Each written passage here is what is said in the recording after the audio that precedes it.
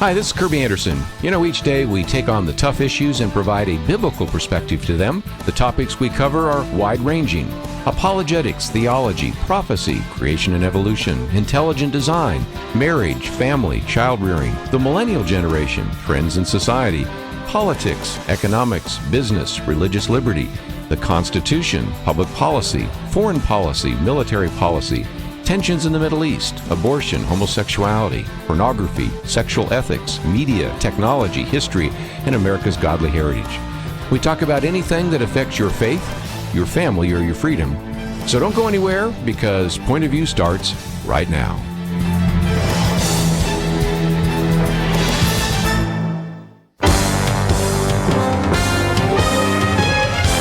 Across America, live. This is Point of View.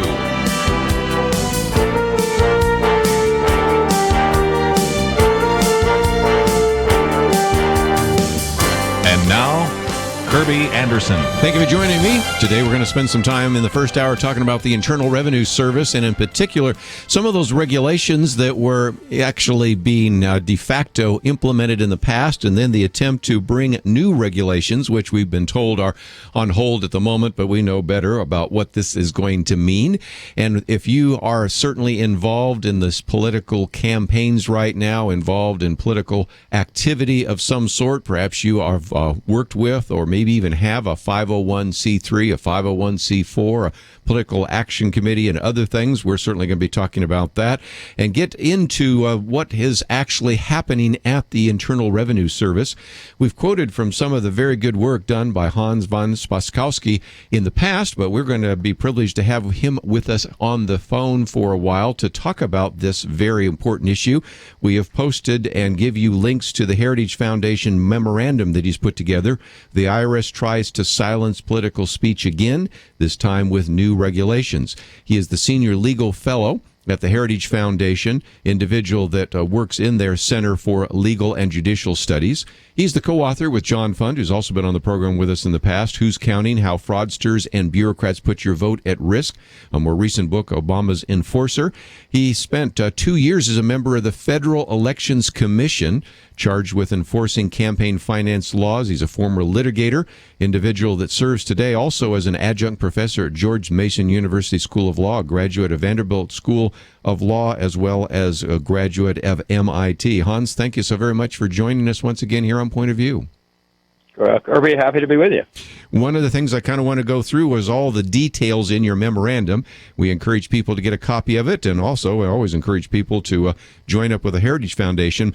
But as a broader issue, what seems to be happening, and tell me if I'm wrong, the IRS, after it sort of got caught preventing individuals, many of whom we've had on this program, others that we've talked about when we've talked with Kelly Shackelford or Jay Sekulow, who were prevented from getting a 501c4, it seems to me that instead of the IRS backing off, it sort of doubled down and wanted to, at least up until a couple of weeks ago, wanted to implement these new regulations, which in some respects look as horrendous, perhaps even worse than some of the things that they were doing in the past. What are your thoughts? That's exactly right. And, we all know now that the IRS was, as you say, holding up the tax-exempt applications of advocacy organizations, and they were doing it targeting only conservative organizations, including Tea Parties. And the inappropriate criteria, that's the wording that was used by the Inspector General of the Treasury Department. They basically have taken that inappropriate criteria and have put it into a proposed new regulation which would govern what they call candidate-related political activity by 501c4s. You know, for folks who don't know the IRS rules, basically if you're an advocacy organization like the National Rifle Association or the Sierra Club, you're going to be a 501c4. You're not a charitable organization like a church where your deductions are tax deductible, but you're an advocacy organization. While donations to you not tax deductible, they are exempt from being taxed by the IRS. Right. And as we will find in just a few minutes, they so broadly define candidate-related activities that some of the things that we're encouraging our listeners to do right now, get out the vote, voter registration, even those would be classified. So we're talking about a reach that's far beyond what most of our listeners would have ever even anticipated the IRS would be able to regulate. True? No, that's exactly right. And take what you were just talking about. Look, if you're an organization and you think it would benefit your community to hold a debate with all of the candidates who are running for a particular office, you're not in any way telling people who to vote for, but you just simply want to have all the candidates there to debate the issues, that would now be considered candidate-related political activity. And according to the IRS's views, you can't spend more than 50% of your time as a 501c4 on those kind of political activities. Wow. Just before we get into some of the details, let's talk a little bit. It's later on in your memorandum, but it's an important part of the history of why these groups were given this kind of scrutiny. Now, I think it's quite clear. We've talked with Ralph Reed about the fact that he's had run-ins before with Lois Lerner when she was at the Federal Elections Commission, so not surprising you ran into some of this at the IRS. But you talk about the fact that you had letters that came from people like Senator Max Baucus and Charles Schumer and Sheldon Whitehorse and Gene Shaheen and Dick Durbin and others really calling for the IRS to investigate various conservative 501c4 organizations. So even though there may have been some that wanted to investigate, this really gave, don't you think, the impetus for what actually has transposed and transpired over the last couple of years? Oh, absolutely. And we know, in fact, this is the case because there have been IRS emails that have come out that make it very clear that Lois Lerner and the other folks were listening to the president's speeches. They were reading the letters they were getting from Democratic members of Congress that were saying to them, you've got to go after these organizations. We think they're breaking the law. They shouldn't be engaging in political activity. And, the president said this in speech after speech after speech, calling these organizations dark money organizations, and using other terms like that. And the IRS folks, they read it, and they did exactly what the president and the Democratic senators wanted them to do. They went after them. Well, and the president, even in front of the Supreme Court, challenged a very important case, Citizens United, and basically argued that the Supreme Court, while they were sitting in front of him, made the wrong decision. And, of course, famously, one of the justices said, no, that's wrong. But nevertheless, under his breath, you had, I think, whether it was in a public forum, private forum, emails, communication, even congressional hearings, a desire to begin to shut down some of these organizations. And so let's take a break, and then when we come back, we have one of our mandatory breaks. I want to get into this in a little more detail about what this means, and most importantly, what it means to our listeners, because as you may know, we have quite a number of people that do listen to this program who are politically active in one way or another. They're social activists, they're political activists. They are the kinds of individuals that get involved in campaigns. They write letters and emails to their members of Congress, and they also, of course, wonder what would be allowed under various IRS regulations. And we'll also ask very important questions. Does the IRS even have the authority to restrict political activity? Should these kinds of activities like voter registration or maybe a get out the vote, or, and we mentioned just a minute ago, a debate, be constrained? And so lots of topics to address here in this first hour as we talk about the IRS and the freedoms that you have, but also some of these regulations that have been proposed in the past that could have an impact, a very chilling impact on your ability to make a difference. So let's take a break, and if you would like to know a little bit more about our conversation today, feel free to visit our website, pointofview.net. First article there, the IRS tries to silence political speech again. We also have a web link under the web link section to the Heritage Foundation, and we have information, of course, about our guests today, and that will give you a chance to know more about these ideas and maybe even take them and post them on your blog or your Facebook page and educate others. We'll be back right after this.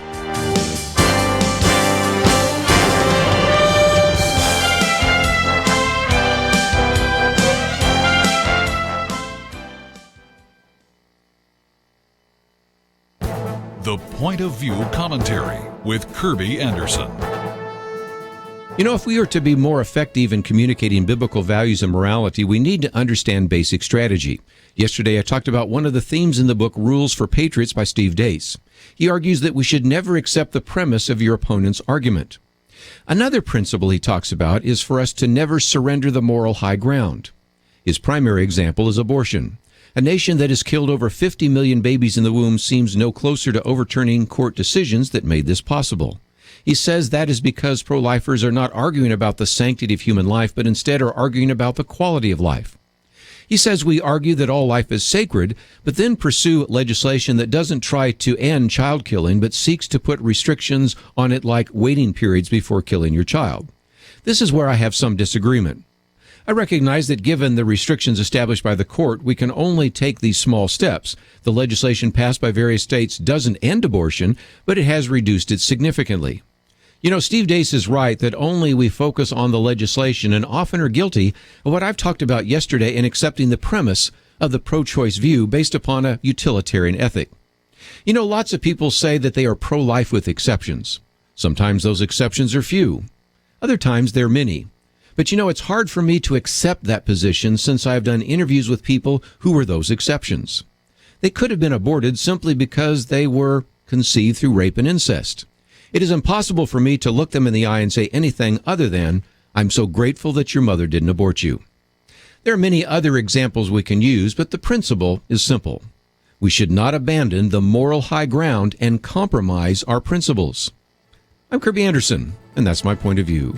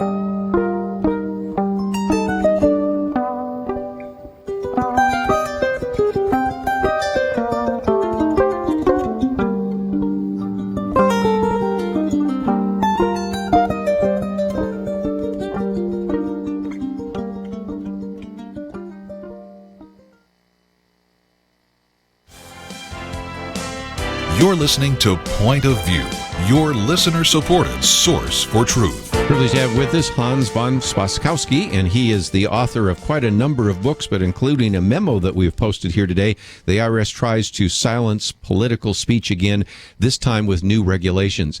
Now, as we are talking about this, Hans, obviously some of these regulations were proposed, and then I've heard now that they've backed off, but I only think that's backing off for a period of time. Don't you think somewhere along the line some of these bureaucratic regulations might be implemented if this administration can get away with it? Oh yeah. I have a feeling that the only reason they may have temporarily backed off is because we have midterm congressional elections coming up this year, and they don't want this to be used as an issue in the election. So as soon as that's over, I'm afraid the IRS is going to go full speed ahead again to implement these regulations. Now, these are the idea of providing guidance to tax-exempt social welfare organizations on candidate-related political activities. A big set of words for the idea that has been espoused a number of times that these are basically social welfare organizations. A 501c4. A 501c3 would be like a church or hospital, an educational establishment, Christian organizations, things of that nature. A 501c4, those are supposed to be social welfare. But in the past, I've seen these 501c4s used quite regularly by liberal groups. It's only when conservative groups said, well, if it's sauce for the liberal goose, why can't it be sauce for the conservative gander? Then when the conservatives started to using it, then all of a sudden, quote, we had a problem. Don't you think? Oh, yes. No, that's exactly right. And you can see that in the way the IRS handled the applications of these Yes. organizations. It was very clear that they weren't concerned with the activities of liberal organizations applying to them. They were concerned with organizations with a conservative philosophy or conservative bent who were, for example, critical of Obamacare. That was apparently one of the factors they looked for. And that's suddenly when they started getting upset over these kind of organizations being involved in political and other activity. If you'd like to join us, by the way, since calls are coming in, 1-800-351-1212. Perhaps you have questions about the IRS regulation of political activities, as well as some of the things happening here and have been happening in the past with the so-called social welfare 501c4 organizations. And one of the arguments you make is that these rules that were proposed actually interfere with Congress's statutory scheme for the regulation and are really beyond the service's expertise. In other words, does the IRS really have the right to actually regulate political activity? Your thoughts? No, I don't think so at all. In fact, 35 years ago, the Congress set up a separate federal agency, the Federal Election Commission, where I served as a commissioner. Right. They are in charge of enforcing all of the campaign finance laws that govern political activity of everything from candidates to these kinds of organizations. And, not only is it the FEC that's supposed to take care of this, not the IRS, but look, the FEC has something in place that ensures that the FEC is not used for partisan purposes, and that is it's run by 6 commissioners, 3 Republicans, 3 Democrats. It takes 4 votes to take any kind of action. So that means there's always bipartisan agreement when they go after someone or target a committee or someone else for investigation. You don't have that with the IRS. The IRS is part of the executive branch. It's part of the party that controls the White House, and that makes it fairly easy, for example, for this Democratic administration to use the IRS to go after its political opponents. So again, when the IRS is slowing the process down, that's really all they could do, because once these particular organizations exist, then it really isn't, as I understand it, under the IRS's purview as much as it is under the statutory authority of the Federal Elections Commission? Yes, although we do know that, remember, the IRS can basically create havoc with these organizations through the audit process also. And there's been a report out that says that 10% of the donors to many of these conservative organizations got audited, which is greatly above the average audit rate of individuals who make donations to these kinds of organizations. Well, and that's something that, again, is troubling, because we are starting to see that certain individuals seem to have a higher likelihood of being audited. They're usually the high visibility individuals. And of course, we've had Oliver North on here talking about what he went through the audit of the IRS and then the FEC and some others. We've had one individual on here that was involved in True the Vote that had visits from everybody from the FBI to the ATF. These all just seem to culminate in a single period of time that would suggest that these were not coincidences, that all of these particular audits against some of these individuals weren't orchestrated by someone, if not directly, certainly indirectly by just conversations that individuals had with different agencies. Yeah, no, that's true, and we do know, because there's been several reports released not too long ago by the Office of Special Counsel, which is a special federal agency that investigates illegal political activity by federal employees. Not too long ago, they put out a report on various IRS offices in different parts of the country whose employees engaged in violations of the Hatch Act Right. by doing things that were intended to help the president get reelected in 2012.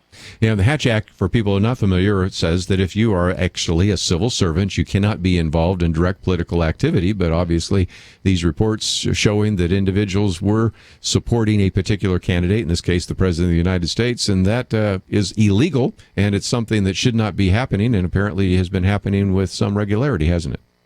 It has, and in fact was being done out of IRS offices. One of them was a guy who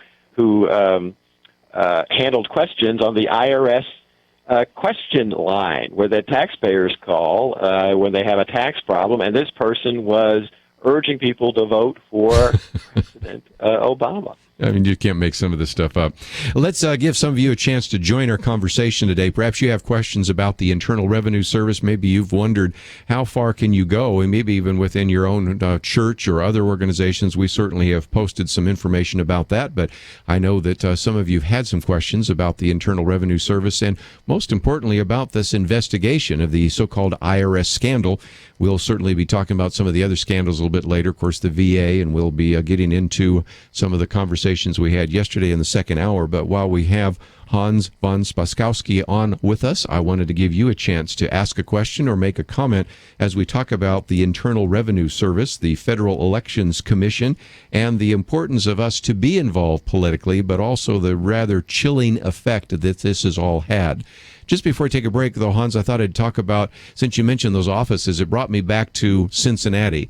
When we first heard about the scandal, it was just a few rogue agents in the Cincinnati office. We now have emails to indicate that this was not some offbeat rogue group of individuals that weren't necessarily connected at all to Washington, D.C. We now know that this went much deeper than just a particular series of individuals in the Cincinnati office, don't we know? Yeah, we do. In fact, there are emails showing that individuals working for the IRS in Washington, including Lois Lerner, were the ones who were directing the much lower level employees in places like Ohio on what to do. They were the ones telling the employees in Ohio to hold up on the applications of these organizations. So that was a basically straight out lie. Lois Lerner told when she, initially made the announcement that this had occurred. We're going to take a break, and if you'd like to join our conversation, let's open up the phones, 1-800-351-1212.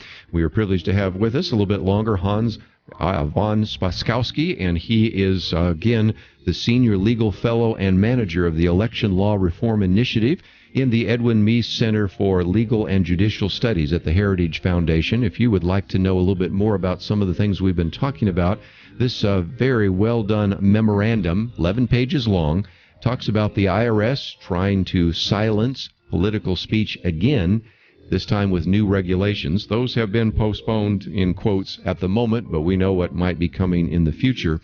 But I also wanted to give you a chance to talk with an individual that has investigated this with the IRS, has served as a commissioner on the Federal Elections Commission.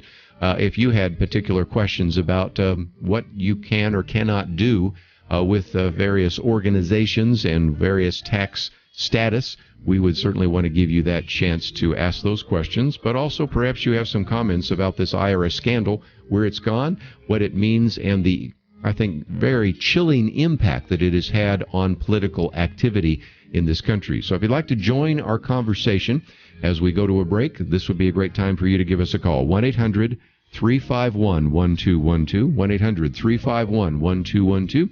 Your thoughts about the Internal Revenue Service, about the Federal Elections Commission, and about this election year where so much is at stake. We'll take your phone calls and continue our conversation right after this.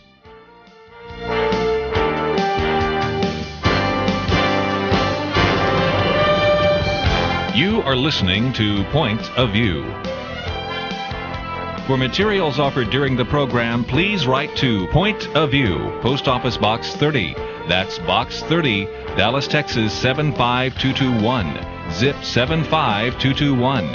Or call our toll-free number, 1-800-347-5151. That's 1-800-347-5151.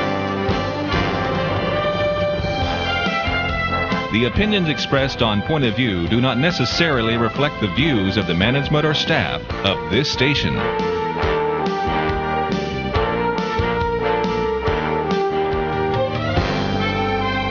Point of View will continue after this.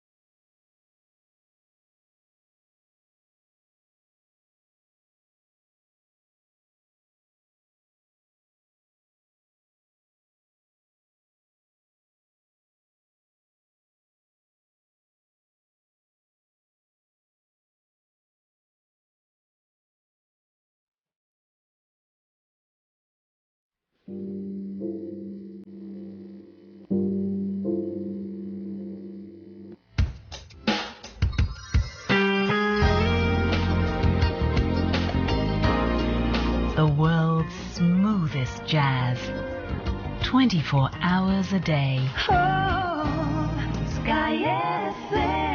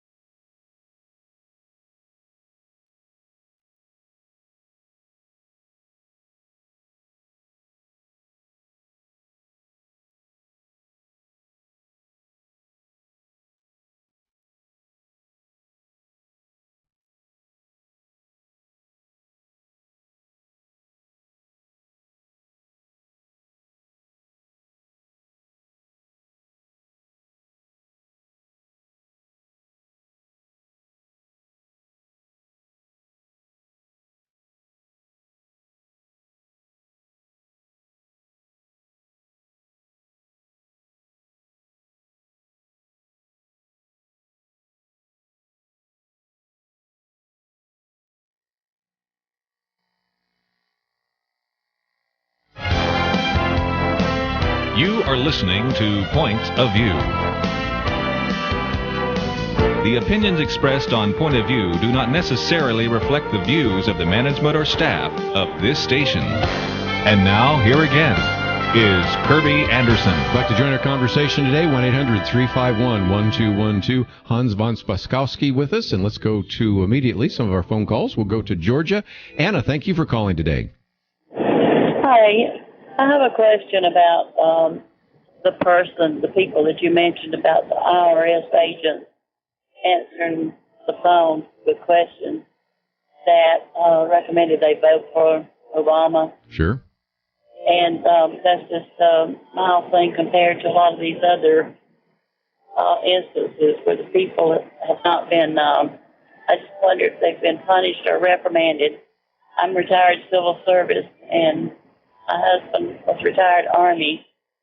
And it seems like now nobody that works civil service is held accountable.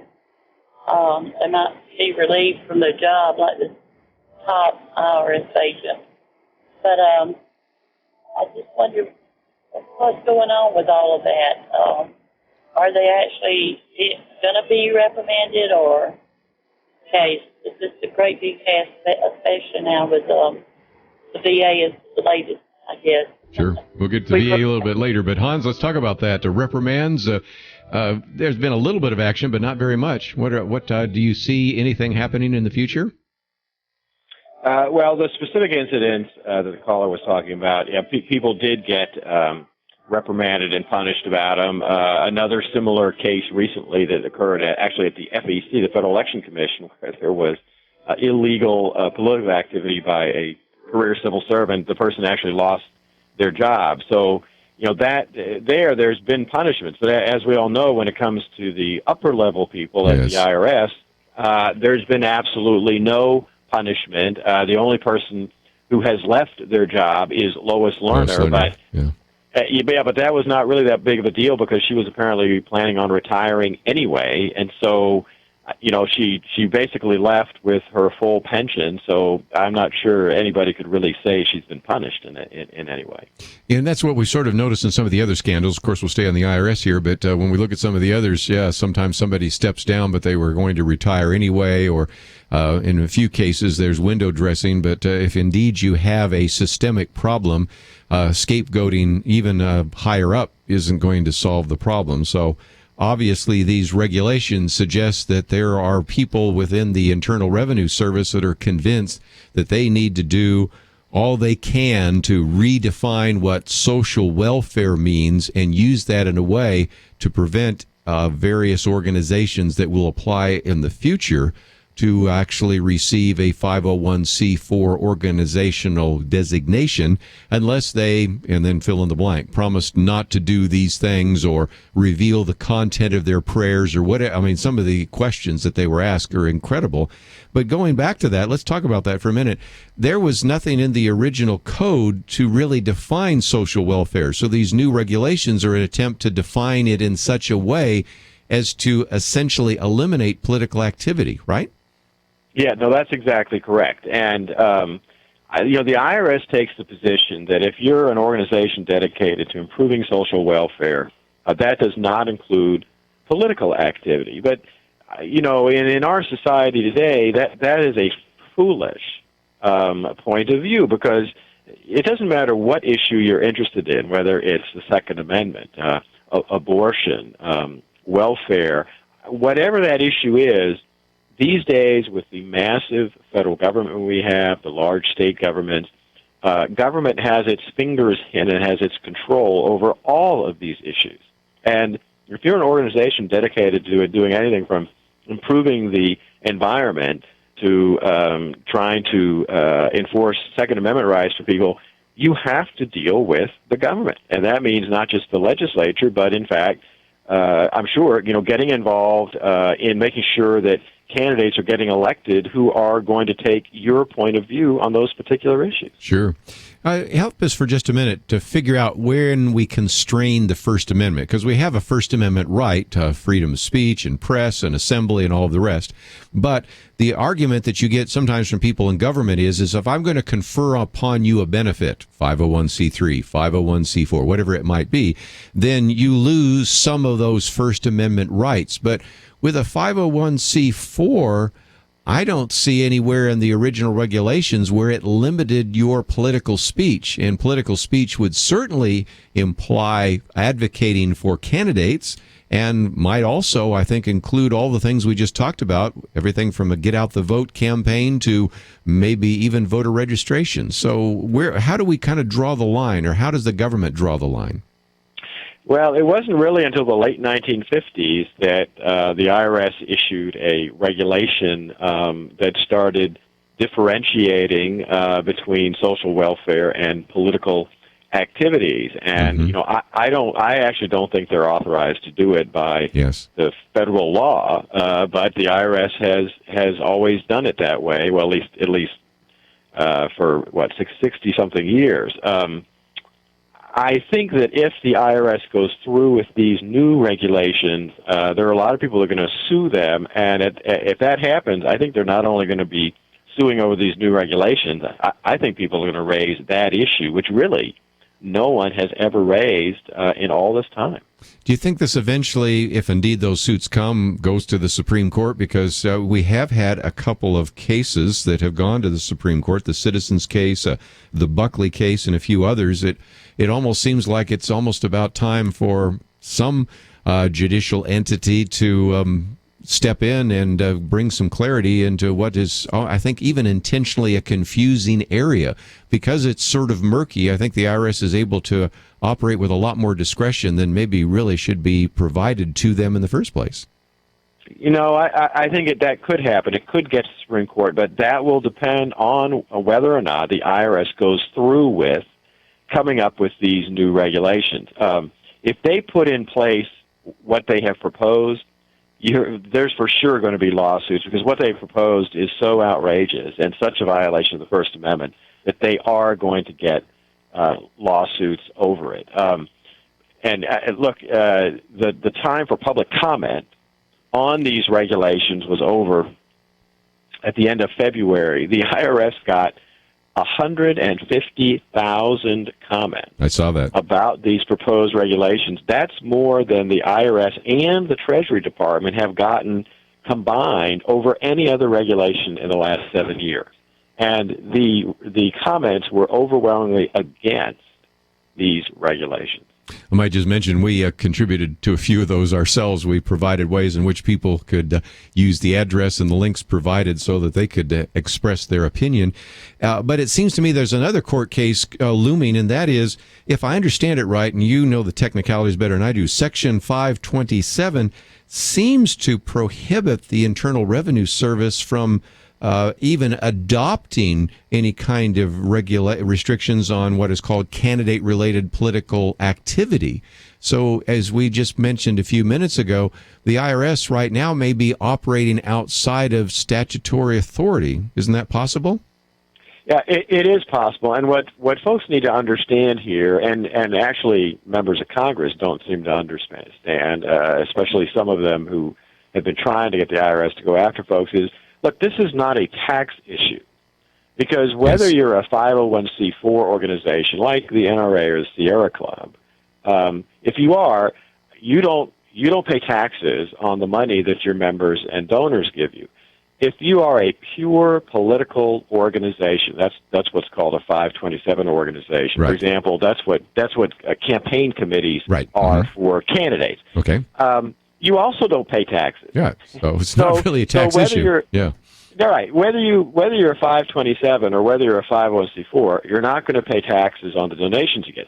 The only real difference between these two is that if you're a 501c4 like the NRA, you don't have to reveal your members and your donors. Yes. Mm-hmm. Whereas if you're a 527, you do have to reveal your donors. So what's really going on here is that they're trying to force 501c4s like the NRA to have to reveal their donors, because when they do, as we've seen from this pattern of the left over the past couple of years, those donors, the big ones, they're going to be harassed, intimidated, and bullied because of the fact that they're donating to conservative organizations. Sure. And, of course, we saw what happened in California. If you donate to Proposition 8, guess what happens there? You might lose your job. You might close down your restaurant. Might be all sorts of issues. So let's take a break. Again, we have one of those mandatory breaks. If you'd like to join us, I haven't done very good in getting phone calls, but if you'd like to get some, comments real quickly, 1-800-351-1212. We'll also come back, though, and make a distinction, which we've already sort of alluded to, the difference between a 501c3, like your church, your Christian organization, a 501c4. There are limitations on the church, but not as many people tend to think that there are. And we'll cover that real quickly just before we move on in the second hour to some other topics. But if you'd like to join our conversation, ask a question, 1-800-351-1212. We'll be back right after this.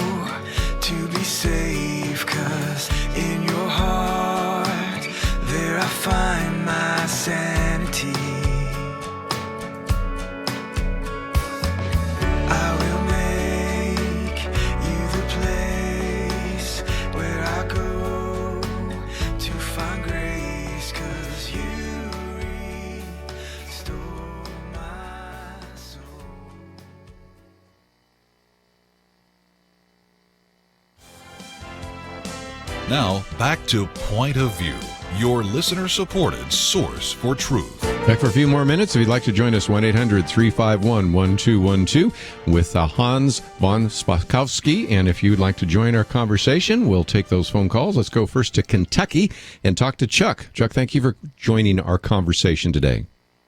How you doing today? This is my first time I was channel surfing and came across your station. Real quick comment. I think you probably heard it over and over. Just like Obamacare, I don't think IRS cares. They really don't care about lawsuits. They probably already have a way that they're going to get around that. They're just going to cram it down our throats, whether we want it or not. And eventually, it's like a shot. You know, you go in a doctor's office, you get a shot.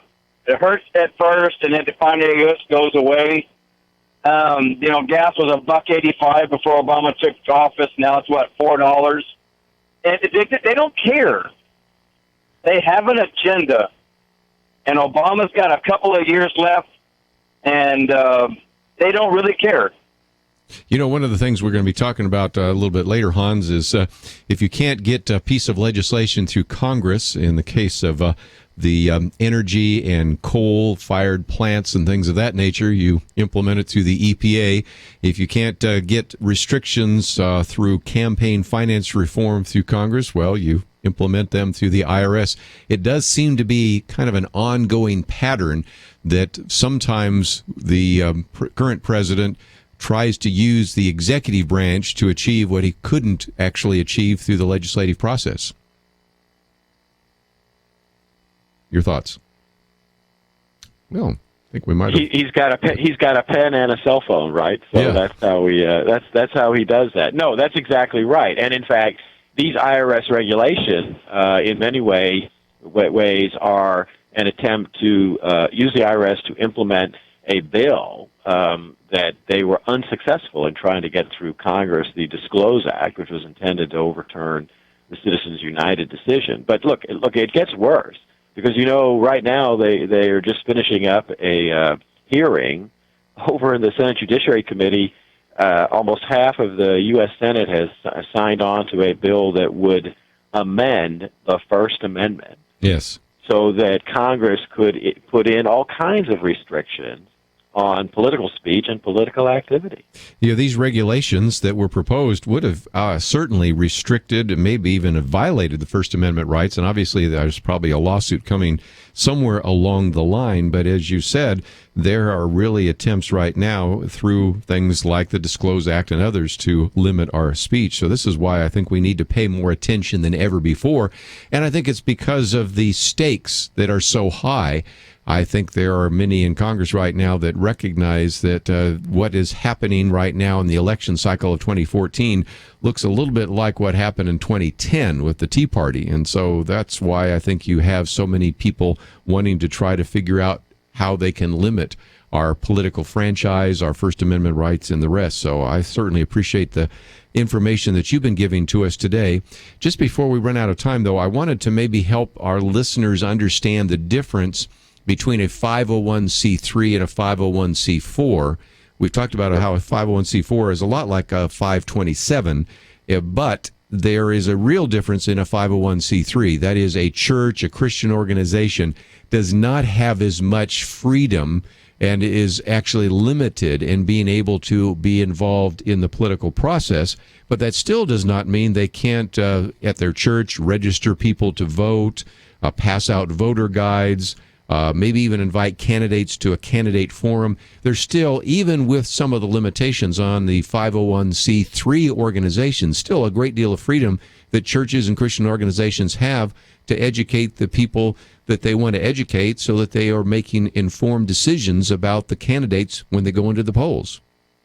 Yeah, what they can't do is they can't take positions on particular candidates. Right. So it's okay, for example, to invite all the candidates in to speak, to do a debate, but they can't get up and say, well, you need to vote for this particular candidate, because that's taking a position in opposition to or in support of a candidate, and that 501c3s are not allowed to do. And the reason for that, as you know, is because unlike all these other organizations we've been talking about, if you make a donation to a 501c3 like a church, that is tax deductible. Right.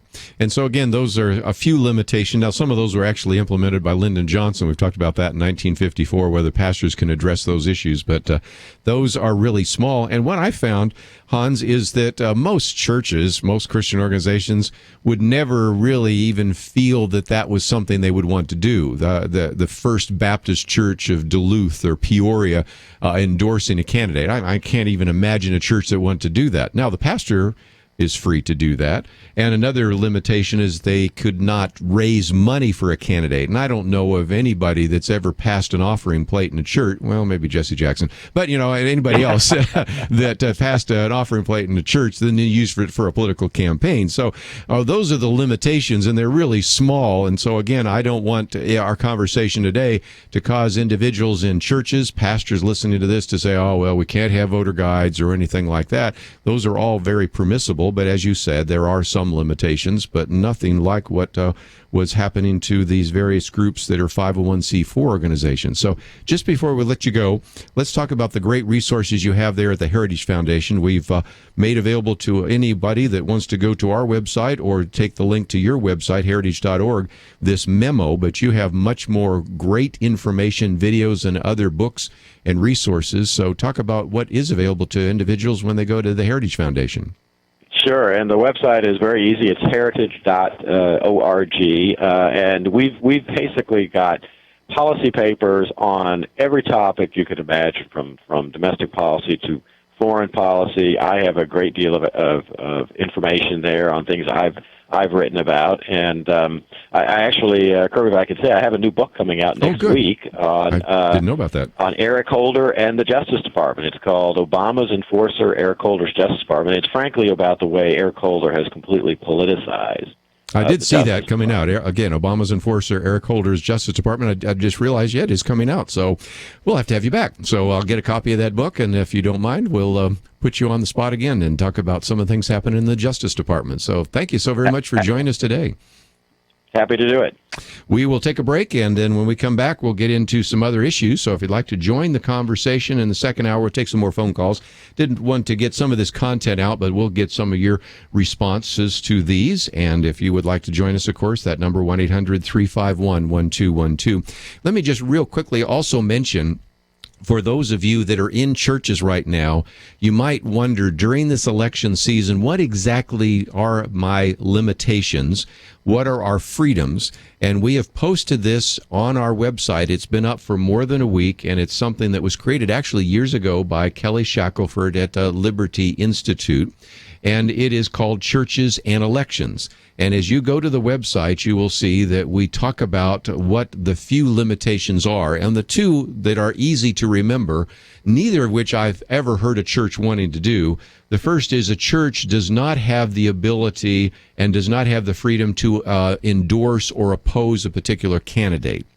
The individual, the pastor, could do that, and there have been times when a pastor has stood in the pulpit and said, I think you should vote for such and such, and that is permissible, but the church as a 501c3 organization cannot do that, and I've really never heard of a church that wanted to do that.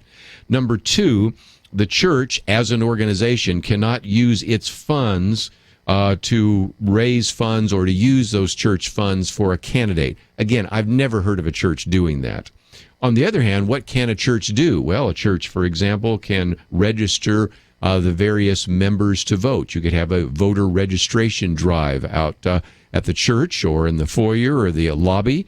You could certainly pass out voter guides, and many churches have made those available over the years. Another one I mentioned is you could invite candidates, have a candidate forum on both sides and have candidates speak, or have them come forward and pray before the service or at the end of the service. You could certainly speak directly about all of the issues we talk about: abortion, marriage, pornography, welfare, poverty, all those issues. So quite a number of things for you to consider, and those are some great opportunities for you to learn a little bit more, and that particular article is available on our website, pointofview.net, in the web links section. Let's take a break, though. We're going to be talking with Marvin Olasky, although I see we have quite a number of phone calls. We'll see how we can orchestrate all of those, and those will be coming up right after these important messages. Across the nation, this is Point of View. For materials offered during the broadcast, please write to Point of View, Post Office Box 30. That's Box 30, Dallas, Texas 75221. Zip 75221. Or call our toll-free number 1-800-347-5151. Point of View will continue after this. Point of View is produced by Point of View Ministries and is supported by your generous tax-deductible contributions. I just thank God for y'all. I listen to you every day, truly. I wanted to thank y'all for everything you do each day to inform Christian families and our community about the things we can do, and just the way you're so informative. I listen to you daily and love you guys and appreciate you so much. God bless you, Kerby, for keeping this show so on track and for the decades of wonderful help to this nation that Point of View has been. We're all big fans of your work, and we pray that God will just prosper it. As a Christian, over the years that I've followed this program, I am constantly challenged to be on guard and to evaluate what's going on. And if for no other reason, to protect the caliber and the truth of your programming, I need to participate and to back your program financially to ensure that the truth stays out there for people to hear, to view, and to be a part of.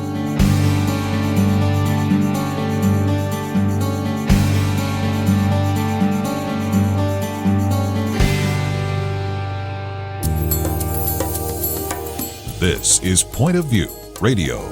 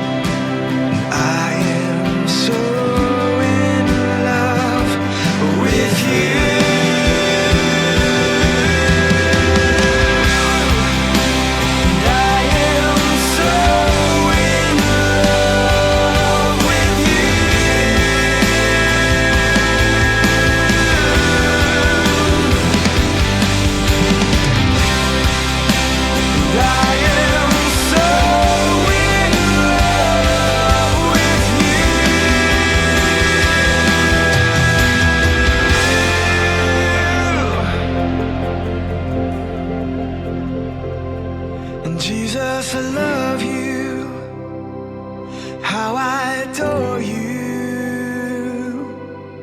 I can't stop thinking about you. Jesus, I love you, how I adore you. I can't stop thinking about you.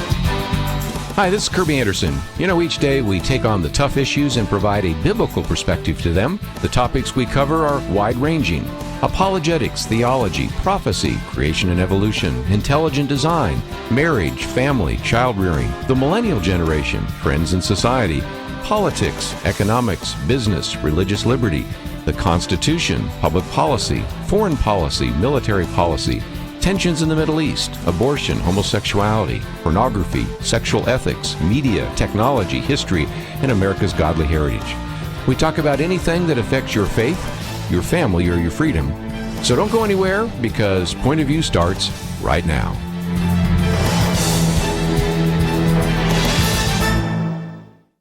And now, Kerby Anderson. Second hour, if you'd like to join us, 1-800-351-1212. We're going to be talking with Dr. Marvin Olasky a little bit later, but wanted to take some of the phone calls left over from the last hour. There's some great opportunities to talk about the Internal Revenue Service and how that could affect you in your church or Christian organization. So let's go to some of those phone calls. We'll go to Garland in North Carolina. Garland, thank you for calling today. Hey, thank you for taking my call. I'm actually traveling to Florida. Picked up your station and just love the topic you're talking about. Well, thank you. I wanted to share a point of view. I am a Christian conservative college professor, so I am an anomaly. not many of us. Yes. And one of my students several years ago wanted to do an internship with Washington in the White House. And to apply for it, he came into my office and said, I want you to look at this. And so he opened up to the website, and there were 4 books that they were required to read if they wanted to do this internship. 2 were on Obama's life, but one was Saul Alinsky's Rules for Radicals. Yes. And the student was really concerned about those rules. And you can see if this is a man who was brought up with parents who did not think very highly of this country, with a mentor when he was in Hawaii that didn't think a lot of this country, with a pastor who didn't think a lot of this country.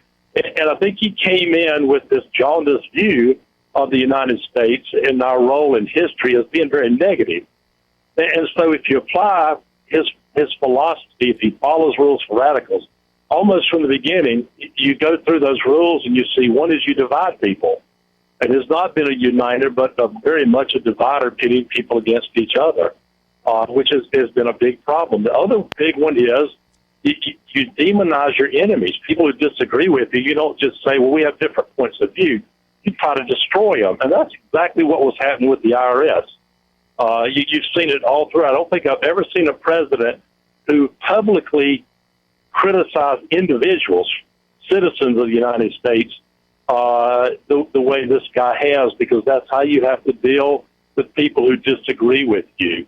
And so I see that, based on his philosophy, his approach to governing is a very negative. It's not that positive, uplifting gospel of Jesus Christ. It is much more of a negative, punitive type of management system. And I think that's why you see so much discouragement around the country with people. That's just at the heart of it.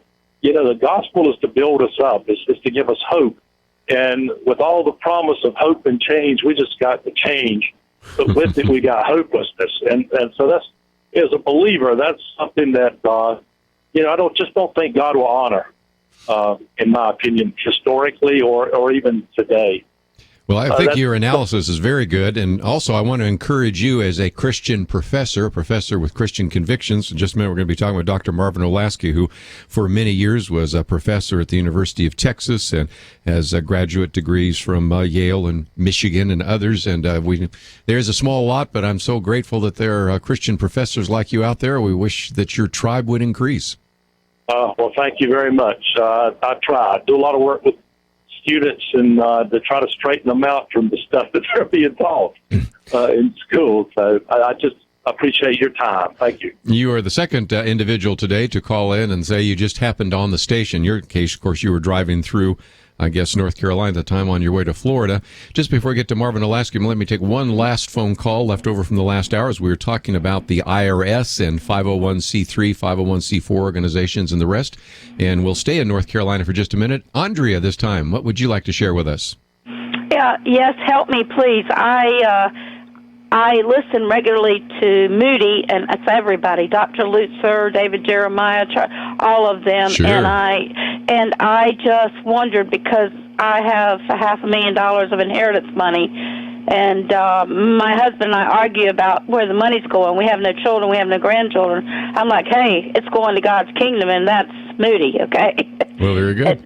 But I wanted to know, you were sharing, and I don't really understand as much about taxes as I ought to, but churches and Moody is considered what? It's a 501c3 also, the Moody Bible Institute. I'm not so sure about Moody Press, but I think all of it under the Moody Bible Institute would be a 501c3 organization like a church. Is that good for donor or bad? That's good. That's good. That's just like giving to your church, essentially, although non-church 501c3s have to file a Form 990. I don't want to confuse you, but ultimately, in terms of the tax code, they're the same. You receive a tax-deductible donation for those kinds of donations. But Moody wasn't targeted by the IRS scandal in 2013. Moody was not targeted. No, not at all. That's good news. That's good news. These targets that we were talking about were 501c4 organizations, like we used the example 501c4, which would be like the National Rifle Association or the Sierra Club or whatever it might be. These were more political organizations, not Moody. So, and I did notice something else before you go into the marriage amendment thing. That was a really educational experience for me in North Carolina. We voted for the marriage amendment. Of course, that's at the Supreme Court. It will be there until North Carolina decides what they're going to do. But the point is that I noticed, and it was good for me to see it. As a Christian, I respected the fact that the churches kept their hands off of that issue. I didn't necessarily like it. We had signs pulled up, different things that had happened, but I just respected the fact that they recognized that this is a political issue, and they separated it because it was a controversial issue in North Carolina, and that was educational for me. And as a Christian, I think we should be sensitive to those issues, particularly as if the marriage amendment fails more and more and more, and there's more homosexuality in the land, then we're going to have to deal with that in the churches, and we had better be prepared to deal with that in a loving way. I think so. And of course, I think churches should address those issues. I would hope that pastors would address the issues of all the kind of topics we just talked about, whether it's welfare or poverty or abortion or pornography or certainly the issue of marriage. But again, as we said before, a 501c3 organization as an institution could not endorse a candidate. In other words, First Baptist Church in North Carolina could not endorse a candidate, but the pastor could. Most pastors don't either. But certainly great organization there at Moody Bible Institute. Let's take a break. When we come back, we're going to spend some time talking with Dr. Marvin Olasky. We've posted one of his articles, The Second Great Embarrassment. And I thought I wanted to do this in part because so often we're talking about scandals in government, and certainly we have some of those to talk about. We've talked about the VA, we've talked about the IRS. We're going to get into some others a little bit later, if not today, certainly throughout the week. But let's recognize that there are scandals inside the church. And this piece by Marvin Olasky that actually came out earlier is something I wanted you to hear from, so that we might also recognize that we Christians have some things we need to do, and maybe there are some structural changes that need to take place in some of our churches, Christian organizations, to think through some of these topics. And certainly one of the most articulate writers of our generation is Dr. Marvin Olasky, author of such books as The Prodigal Press and The Tragedy of American Compassion, as I mentioned just a minute ago, individual that has graduate degrees from Yale and Michigan, and has served as both the editor and the columnist for World Magazine. We'll come back and talk with him right after this.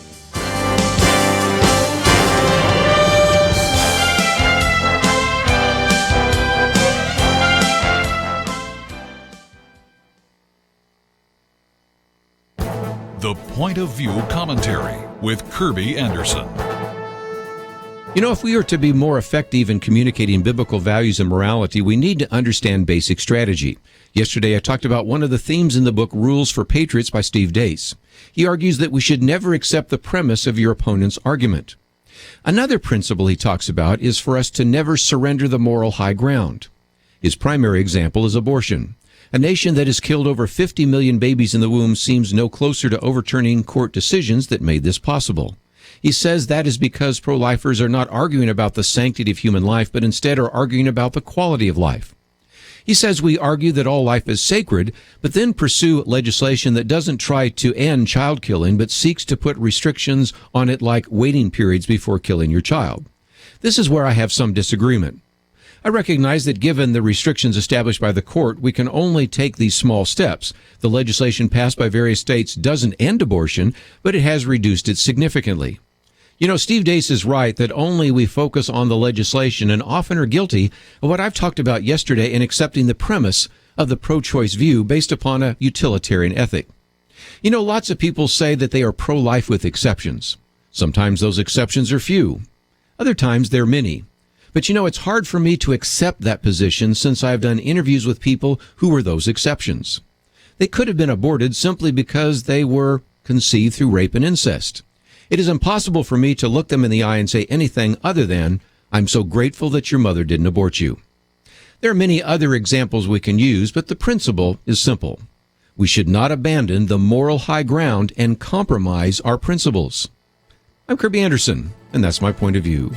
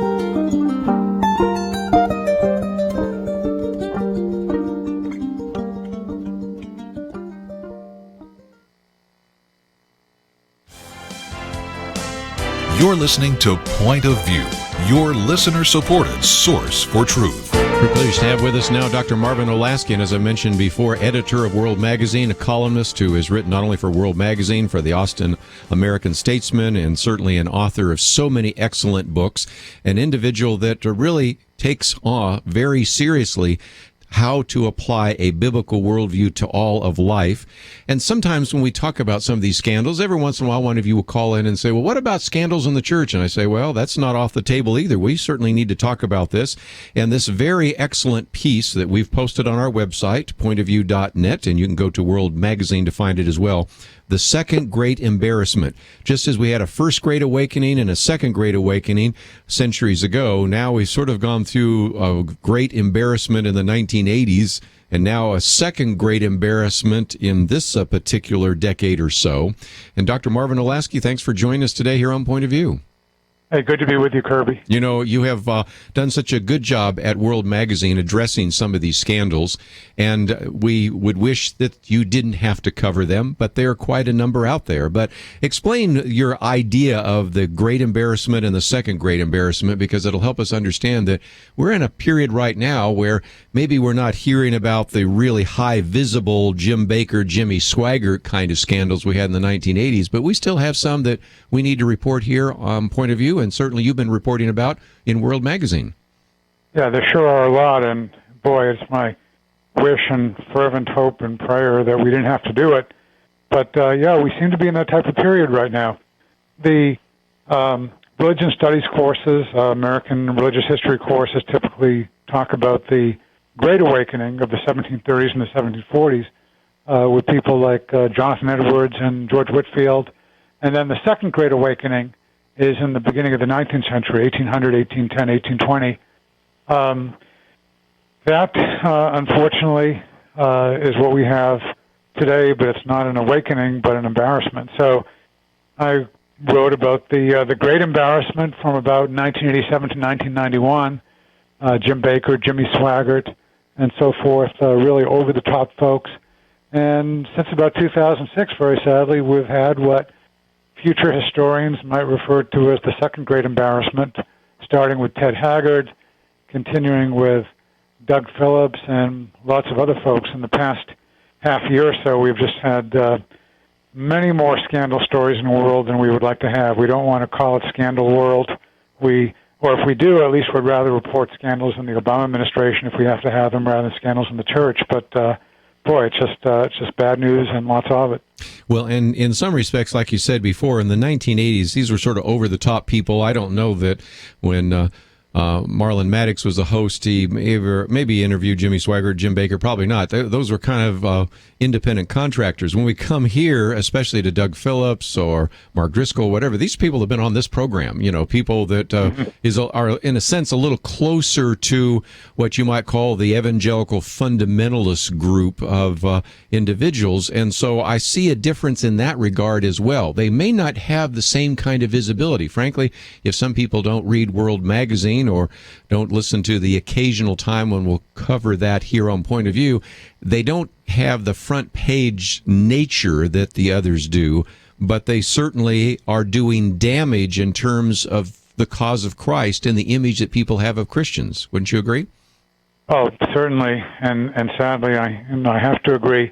And you're right. We've seen since the first great embarrassment, we have seen a proliferation of mega churches and mega parachurch ministries of various kinds, and there just seems to be more of those and more scandal associated with them, either sex or money or sometimes both, but in either case, something that clearly does not glorify God and should distress all of us. I'm going to open up the phones in just a few minutes in case some of you want to address this issue. As we have said before, we recognize as we are talking about scandals, you know, I don't try to point fingers too much because I recognize that even time I point a finger, there's three fingers pointing back at me. So, there's a sense of humility that all of us should have in this regard. And when we talk about the scandals that we have been addressing, we've talked today about the IRS scandal. The other day we were talking about the VA scandal. We're going to get into some other of those very shortly. If not today, certainly later in the week. But at the same time, there are those that are happening in church. And I thought, Dr. Marvin Olasky, for just a few minutes, we might talk about how to prevent some of this, because it does seem, and that's the second part of your very excellent op-ed piece, when we look at some of these mega churches, and you use some examples from Virginia, North Carolina, and others, where, matter of fact, people are listening and might even know some of these pastors, there's a sense in which we elevate the pastor to a position of almost deity. I'm being slightly facetious here, but just barely, to a point where the only place they can go is down. And that lack of accountability, that elevating individuals beyond what would be appropriate biblically, I think could be part of the problem. What do you think? Well, I agree with that. We're only 3 years short of the 500th anniversary of the Protestant Reformation, and the Reformation emphasized following the Bible. That is, put not your trust in princes, put not your trust in popes, go with what the Bible says. And part of the problem today may be that we tend to see some of the heads of various ministries and megachurches almost as inerrant mini popes. So we're not in a position to put the Bible above them and regard them critically as well we should. And, trust but verify, essentially, by always checking what they say against what the Bible says. So we have, in many ways, some followers cruising for a bruising. And when there's a lot of adulation like that, it can very easily go to the heads of the leaders, leading some to think I can do anything I want. And that leads, again, to the problem. Sometimes some of them want to be served sexually, some financially, some both, but it's a stench in God's nostrils. Well, and again, one of the examples you use, and I'll let people read it in more detail, but reasons why this particular church is a great place to work. And, one of them, we serve a lead pastor who seeks and hears God. We serve a lead pastor we can trust. We serve a lead pastor who pours into us spiritually and professionally. I love your line. This is kind of biblically odd, and yet this is just one example that you use of many others where there is a sense in which the pastor stands 3 feet above the congregation and 3 feet above any contradiction, and there's not a place for somebody to come along and say, I think that is wrong. I think you are wrong. I think you need to back off. I think that may be an inaccurate interpretation, whatever it might be. And we don't always want to be individuals trying to tear down the pastor, but when we put a pastor in a position of almost inerrancy, of infallibility, I think that, as you said, is a place where they're cruising for a bruising. Yeah, it's certainly good to have church elders who, while supportive of the pastor, know him well and can serve to make him accountable. That's important. That's just one of the things the churches can do. But even there's a problem. There was one church that's had some scandal recently where there are a lot of elders, but most of the elders are on the staff. Yeah. So they're employees of the pastor in many ways, and that's not a good situation either. There are these structural problems. You can never foreclose all the problems of original sin that's with us and manifest itself, but you can make it much less likely to be a great embarrassment by structurally working to make pastors accountable. One of the other things I've noticed about the embarrassments is they seem to be multiplying, because in the old days it was kind of the sex issue and maybe secondarily money, but now it's like plagiarism and it's intimidation, extortion, spiritual abuse. It seems like the problems in some of these churches have sort of multiplied a little bit. What's your thought? That's true. Now, again, I don't want to say that everything is down the drain, because there are a lot of good churches, and there, in fact, are mega churches where the pastors see themselves as servants rather than people to be served. But it's a problem. Anytime we adulate a particular individual and say we are going to support the vision of this human being rather than relying on the vision of God as shown in the Bible, we're in trouble. Yes. Let's take a break, and we will keep Dr. Olasky here just a little bit longer, because he came on late just because we were taking some of those other phone calls. But let me open up the phones now and get your comments about some of these church scandals, or what Dr. Olasky calls the second great embarrassment. Does this ring true with you? And if you'd like to join our conversation, he'll stay with us for a little longer, and then we'll continue this to the top of the hour if the phone calls permit. But wanted to keep him here just a little bit longer in case you had a comment or a question about one of his comments or wanted to agree or disagree. So let's open the phones, 1-800-351-1212. Certainly we recognize that just as there are scandals in the government and in business, sadly sometimes there's scandals in the church. We can learn some very important lessons, and really should, because of all individuals, if we believe in human depravity, if we believe that there is a need for accountability, if we believe there's a need for checks and balances, we should not set up institutions that give individuals an opportunity to fail and to fall. So if you'd like to join our conversation, 1-800-351-1212. We'll take some of those phone calls, and if you would like to read the entire article by Dr. Olasky, it's under our articles section. And of course, we also have a web link to World Magazine. We're going to talk about that excellent publication that everyone needs to read right after these important messages.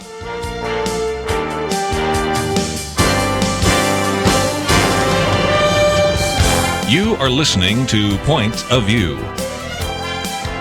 For materials offered during the program, please write to Point of View, Post Office Box 30.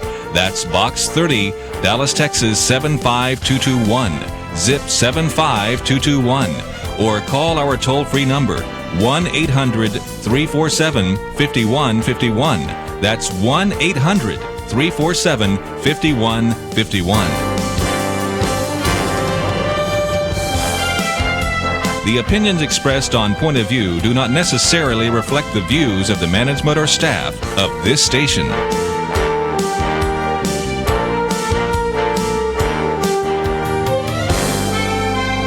Point of View will continue after this.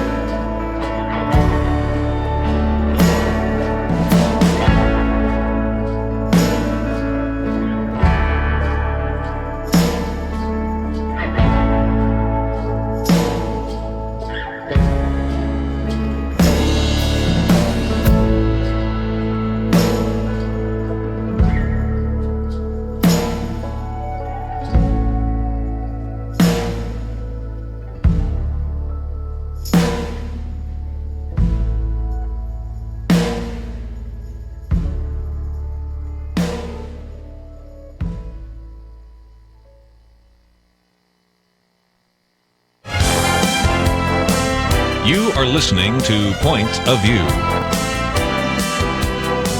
The opinions expressed on Point of View do not necessarily reflect the views of the management or staff of this station. And now, here again is Kerby Anderson. Final half hour, if you'd like to join our conversation, 1-800-351-1212. Dr. Marvin Olasky with us, editor-in-chief of World News Group and author of more than 20 books, including The Tragedy of American Compassion. Might also mention a few of his others, Prodigal Press, The Anti-Christian Bias of American News Media, Press and the Abortion, and many others. And if you'd like to join our conversation, as we've been talking about scandals inside the church and this particular article, The Second Great Embarrassment, we welcome your phone calls, 1-800-351-1212. Let's go to Georgia first, and Amy. Thank you for calling today. Hello. Hello. Hi. Listen, it's a pleasure to talk to you. I'm calling because over 10 years ago, I homeschooled my children, and we got World Magazine. So, Mr. Olasky, thank you so much for that benefit to our family. But I also was very involved in resources through Vision Forum, which was Doug Phillips' organization. Yeah. Mm-hmm. And I remember at one time I had ordered a product through them early for one of my children for Christmas. And then when before Christmas, so like a month before, the product went on a very reduced sale. So I called them back about, perhaps getting a credit for it. And they were unwilling to do it. They were requiring that I send it back, reorder, pay the shipping and things. And at that time, it red flagged me. Something was not right about that kind of business practice. I could have called a non-Christian organization and ordered something and probably gotten more response. As a family trying to keep our budget down, we were homeschoolers, and they were big proponents of homeschooling. So anyway, I really wasn't shocked by what happened with Doug Phillips. I knew that if that's how his business was being run, it just made me more cautious. And as Christians, I do believe we have to be cautious and look for those red flags wherever we are, and draw attention to them. So thank you for your time. All right. Well, I think it just maybe too much. I don't want to overdo that too much, but it does think, again, an opportunity for us to recognize that we need to pay attention to some of those issues. Dr. Olasky? Trust but verify. Yeah. Well, let's, if we can, take another phone call here. We'll go to Jeff in North Carolina. Jeff, thank you for calling. Thank you for listening. I personally think there is a great falling away.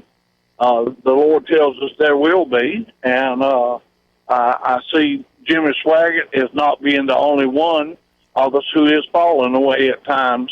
We all fall away. The Lord says there's no one perfect, no, not one. And Mr. Swaggart had to be brought down so he could be brought back up. And at that time of his great fall, I think he was trying to live with 1 foot in the world system and 1 foot in the religious sect. I personally believe that Mr. Swaggart has come unto redemption through God, and that he has been born again. To be born again means to separate yourself from the world and its trappings and come unto salvation through enlightening yourself of the spiritual realm. I truly believe Mr. Swaggart is one of the great modern-day preachers of this time, and he is converting many people. I remember when he was a young minister, and his monologue on his station was, "The fields are white unto harvest." And truly, they are white unto harvest at this time. Our days are numbered. The Lord tells us they are as the hairs on our head. So consequently, we all need to get to a closer walk with God. Nationwide, we are living in tumultuous times in this nation. Well, again, just a good illustration of maybe the good that could happen after a second chance, but you think of all the damage, Dr. Olasky, that came especially through what was called the first great embarrassment, 1987 to 1991. You do wonder how many people said, well, that's what Christianity is. I don't want any part of it. And that, I guess, is the biggest concern, that there is an image problem that Christians have, that the church has, because a lot of times individuals see Christians and they say they're really no different than non-Christians, and why should I become a Christian then if indeed you are under the same amount of stress, you're subject to the same kind of sins and foibles and all of that. I think that's one of the reasons why sometimes evangelism is really stalled in the 21st century. A lot of non-Christians looking at Christians and saying, really, what's the difference? I think that's true. I'm writing a column this afternoon about the tendency in journalism, according to one of its leading gurus, a fellow named Mitch Stevens, for journalists to consecrate themselves as wisdom journalists. This is the new expression from the New York Times and the Washington Post. We are wisdom journalists. We provide shimmering intellectual scoops. That's the new line, and of course, that contrasts very sharply with what we learn in Proverbs or elsewhere, that wisdom begins with the fear of the Lord. And we have to, not just in criticizing the New York Times, but in looking at churches, it's the Lord who gives wisdom. From his mouth, knowledge and understanding come, and we all need to trust in the Lord with all our hearts and not lean on our own understandings. And insofar as some pastors lean on their own understanding and consider themselves to be wisdom pastors, with every word of their mouth a precious pearl, we're going to have problems in the church, and the same type of thing we see, sadly, in big-time journalism. Let's go back to the phones. KJRT in Texas. Ron, thank you for calling. You're on with Dr. Marvin Olasky. Yes, Kerby, thank you. Dr. Lansky, I appreciate you writing on this subject. I was telling your screener that it was such a timely incident with both Baker and with Brother Swaggart, that, Pat Robertson was running for president that year, and how he was making progress in the primaries, and when those scandals came out, how it had effect even on the presidential election. So I kind of call it a spiritual conspiracy, because how the enemy used that against that situation, and it really was a detriment to Pat Robertson and his campaign, and how it even affected the whole evangelical community. Hadn't even thought about the political implications of all that. That's interesting. Dr. Olasky? Yeah, I think much as we want people to look at the Bible and look at the person of Christ, a lot of folks are looking at the person of the minister they see, the pastor they know, and if that person is not showing true wisdom by turning to the Lord in every way and following that, then people are going to say, "Yeah, gee, I've tried Christianity and it doesn't work." And that's the worst type of situation. It's when people think they have seen what's real, and they're deluded because of our sin. That's a real problem. Wow. Let's take another phone call or two. We'll go to Wayne. And do we have Wayne here? Yeah, Wayne. Wayne, go ahead. You're on the air.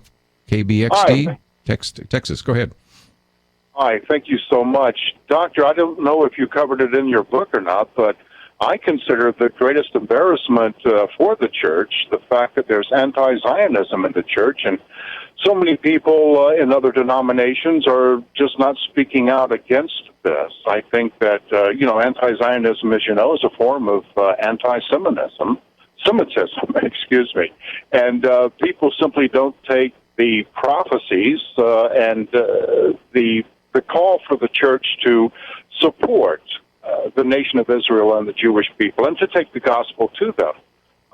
First, actually, is what Paul says, and a lot of people just don't consider that important at all, and so they let the anti-Zionism seed seem to grow and grow, and now it's to the point where people are demonstrating against Israel, and I just find it an embarrassment that more Christians don't speak out against this.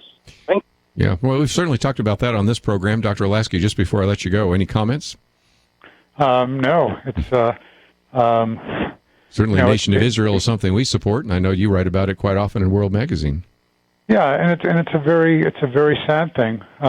Whether people support Israel because of prophecies, or whether people do it because here is a David against Goliath surrounded by enemies, there are a whole lot of reasons, both theological and political and historical, why Israel deserves support, and it's very sad to see particularly some of the big liberal denominations creating a new catechism with question number one being, are you anti-Israel?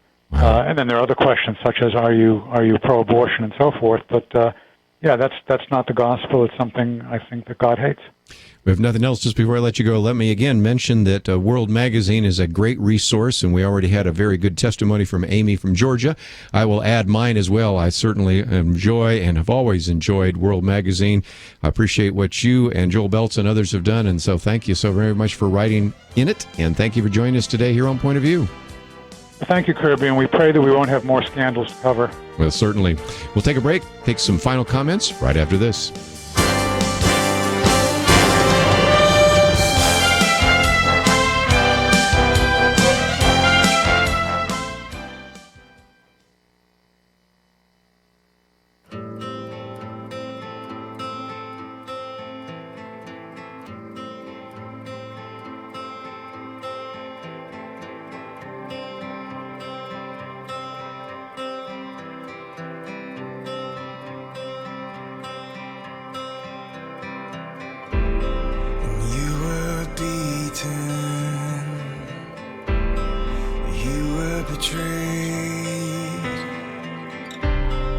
Without reason,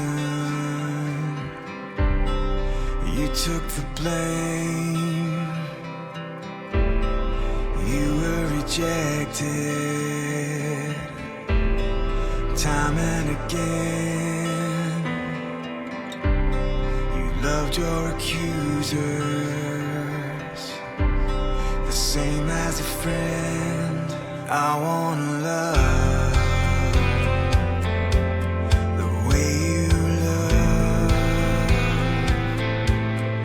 without love,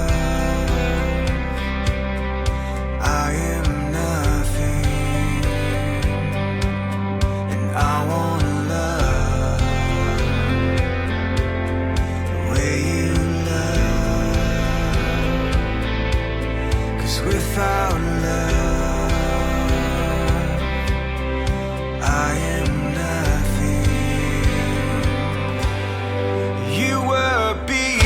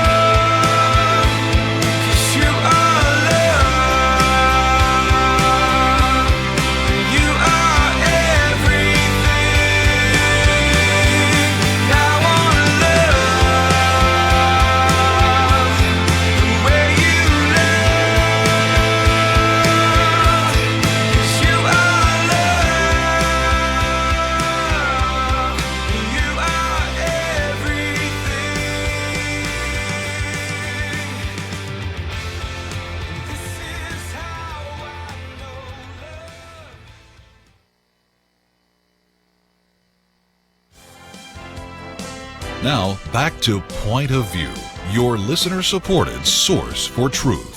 Back for a few more minutes. I thought I would at least mention one of the other articles we've posted today.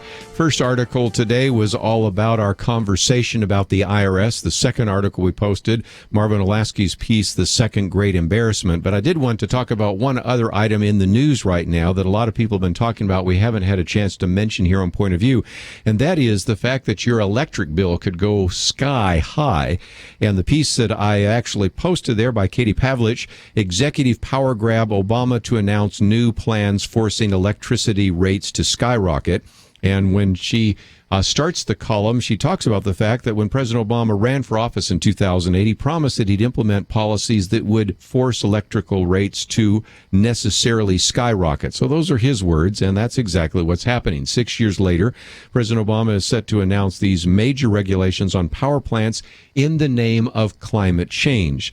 The New York Times put it this way. They said the Obama administration is set to announce a rule Monday to limit carbon emissions in thousands of fossil fuel burning plants across the country, a cornerstone of President Obama's climate change agenda and his first term promise to reduce such emissions by 17% by 2020. Of course, now they're talking about 30% by 2030, according to people familiar with this. At Hot Air, Eric Johnson described the regulations as uncharted waters for the EPA and said, leave it to the Obama Environmental Protection Agency to plumb the heretofore untested depths of regulatory legerdemain to justify their environmental central planning. The Obama administration's forthcoming regulations on existing power plants, that is the main course of their proffered climate change menu set for release this week, were always going to spark a whole host of legal challenges, no matter what provisions they used for their justification. The negative economic impact the new rules will have on a bunch of states and industries is certainly going to make it worth their while, and part of the EPA's task in devising the rules was to find the best way possible to protect them from the challenges. And a lot of this simply goes back to the desire to limit carbon emissions. Wall Street Journal today reminded us that President Obama vowed last year that he wouldn't wait on Congress to bless his anti-carbon agenda. And actually, as we have already pointed out on Monday, we'll have the Environmental Protection Agency to rule in this way. The goal, as I mentioned just a minute ago, is to cut carbon emissions by 30% by 2030 from its near peak levels in 2005, which will inevitably raise the price of electricity and thus all other goods down the energy chain. The rule, which is, again, don't you love these rules? 645 pages for this EPA rule, is targeted at the 1,000 or so U.S. fossil fuel power plants, but more or less orders states to adopt cap and trade or a carbon tax. Now, let's give us some history. When the president tried to push this through Congress, even when it was a Democratic-controlled Congress, it was debated and rejected. And as they point out now, there's no way that the president could get even 50 Senate votes there. So the EPA claims authority for this sweeping power grab, according to the Wall Street Journal, pointing to an obscure clause in the 1970 Clean Air Act called Section 111D that runs merely a few hundred words and historically has been applied only to minor pollutants, not the entire economy. Of course, they were aided by the Supreme Court that, as we have mentioned before on this program, gave them the authority to regulate carbon dioxide as a pollutant. It is hard to justify any of these actions. In 1970, nobody thought carbon dioxide was a pollutant. Certainly, the novel interpretation from the Supreme Court does not justify it, but we are going to now see the EPA try to implement what would never pass through Congress. And before we are ending today, I thought I would quote from one other piece that came across my desk. Amy Ridenour has the top 10 reasons Washington should not impose new global warming laws or regulations.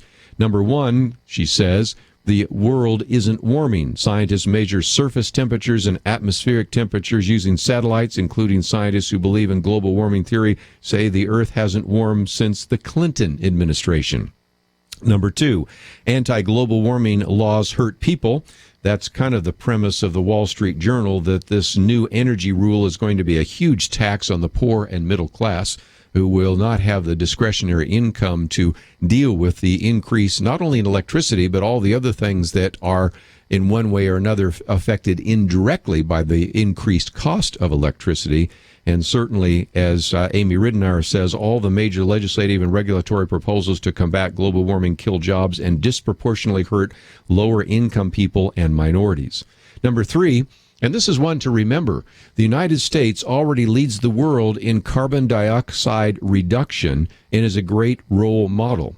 In other words, we've been doing a pretty good job without any of these regulations reducing it. Part of that is a downturn in the economy. Part of it is due to new technologies. Part of it is that sometimes as you have more economic growth, you have more efficiency. So we've actually reduced rather dramatically carbon emissions. It's gone down a full actually almost 13%, 12.6% between 2005 and 2012, thanks to technology and conservation.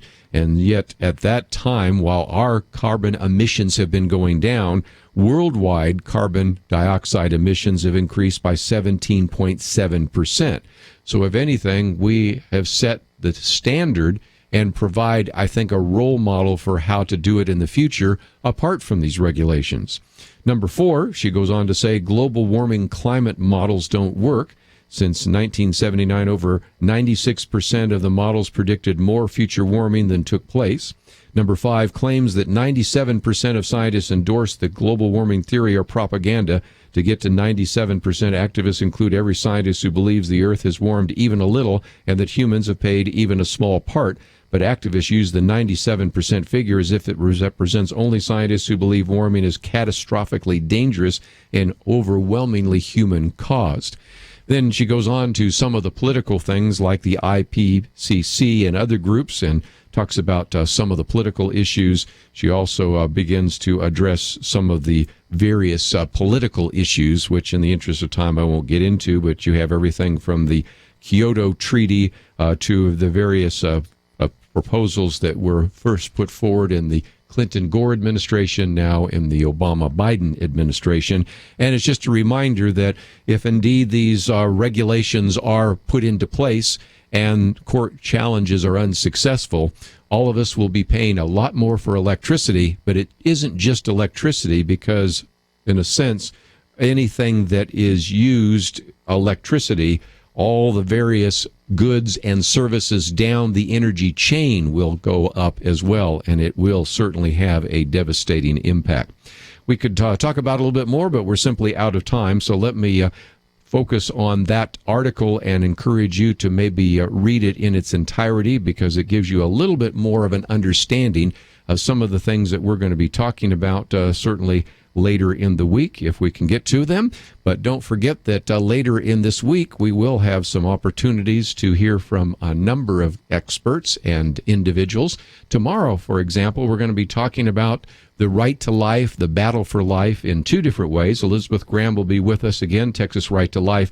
We're also going to be talking with another individual, Christine Melchor, who has been perhaps the most successful individual in using some of these mobile clinics parked outside of abortion clinics to save babies, to encourage women to get a sonogram, to recognize that they are carrying a baby, and to talk them out of an abortion. So you're certainly going to want to hear that interview. And then in the second hour, we're going to be talking with our good friend, Dr. Ben Carson, his new book, One Nation, and I think you're going to really enjoy that as well. We'll see if we can keep him around long enough so a few of you can ask him a question, and I suspect his most asked question is, are you running for the presidency? I don't think he's going to give you a definitive answer, but we'll give you a chance to ask any of those questions of Dr. Ben Carson tomorrow, so you don't want to miss the 2 hours of Point of View tomorrow. And if you missed any part of the program today, let me encourage you to visit our website, pointofview.net. First article there on the IRS, second article there on the second great embarrassment, and the third article on electricity rates to skyrocket. We also have web links for the Heritage Foundation and World Magazine, and even that churches and elections document that you might find helpful. So please visit the website, pointofview.net. If you can click on that button that says donate, we would greatly appreciate your financial support so we bring these programs to you in the future. I want to thank Andrew and Catherine and Gerald for their help behind the scenes. I hope that you are having a great day, and we hope to see you back here tomorrow, right here on Point of View.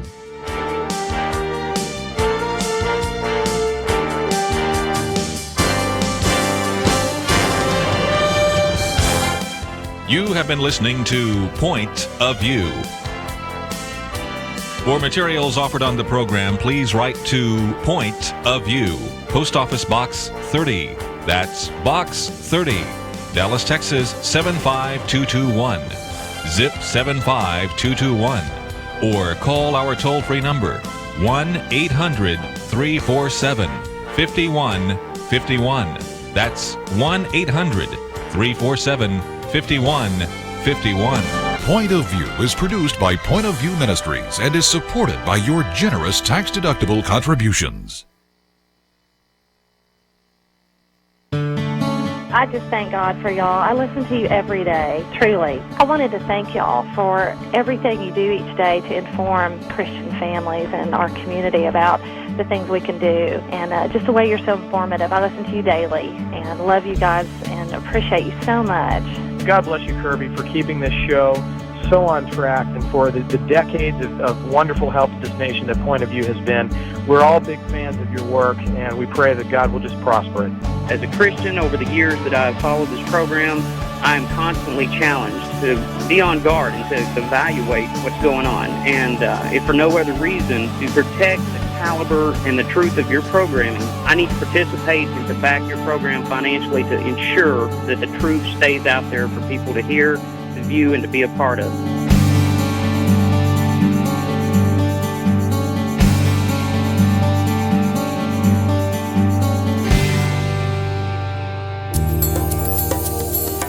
This is Point of View Radio.